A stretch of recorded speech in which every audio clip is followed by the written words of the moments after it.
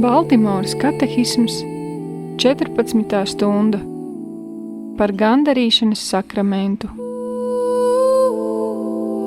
Kas ir gandarīšanas sakraments? Gandarīšana ir sakraments, kurā tiek piedot pēc kristības izdarītie grēki. Kas mums jādara, lai cienīgi saņemtu gandarīšanas sakramentu? Lai cienīgi saņemtu gandarīšanas sakramentu, mums jāizdara 5 lietas. Mums jāizmeklē savu sirdsapziņa, mums jānožēlo savi grēki, mums stingri jāapņemas vairs nekad neapvainot Dievu.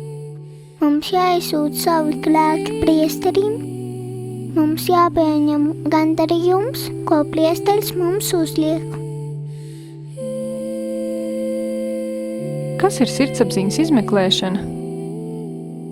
Sirdsapziņas izmeklēšana ir nopietnas cenšanās atsaukt atmiņā visus grēkus, kurus esam izdarījuši kopš šīs pēdējās cienīgi izdarītās grēksūdzes.